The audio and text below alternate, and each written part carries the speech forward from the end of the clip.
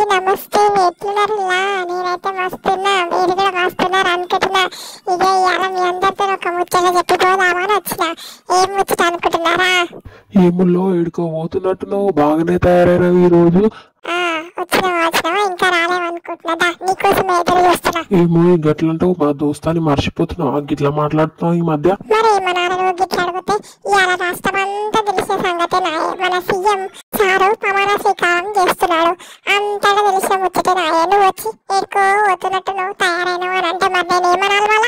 అవును, ఇవాళ ప్రమాణ స్వీకారం ఉన్నది సీఎం గారిది. ఆ సంగతి నాకు కూడా ఎరకనే. అయితే ఏమైంది మళ్ళీ ఇప్పుడు? గదే మళ్ళా నేను ఆడికే పోదామని తయారైనా. పొద్దుగా లేచి నాస్తా గిట్ట చేసుకొని తయారున్నా.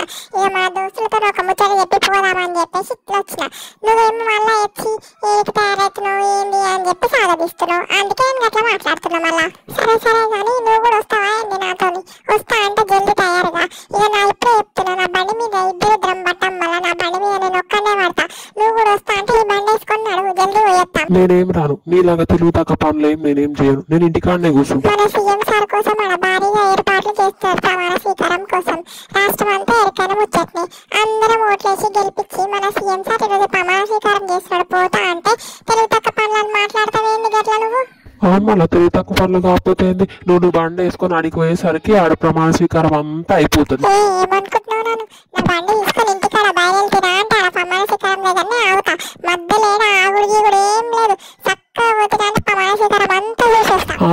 చూస్తావు ఆ లక్షల మంది జనాల మధ్య నీకంటే ముందుగానే పోయి కూర్చున్న మస్తు మంది ఉన్నారు. నువ్వు పోయి ఆడ ప్రమాణ స్వీకారం చూసొచ్చుడు ఏందో కానీ మొన్న ఓట్ల కాడికి పోయి ఓట్లేసి ఏమన్నావు? లైన్ అంతా చూసరికి ఏడుపు వచ్చింది, తిన్న నాస్తా కూడా అరిగి కళ్ళు తిరిగి పడిపోతానేమో అని అన్నావు. ఈడ అంతకంటే ఎక్కువ మంది ఉన్నారు, మళ్ళా లక్షల మంది ఉన్నారు. ఎట్లా చేస్తావు, ఎట్లా పోతావు, ఎట్లా చూస్తావు నువ్వు?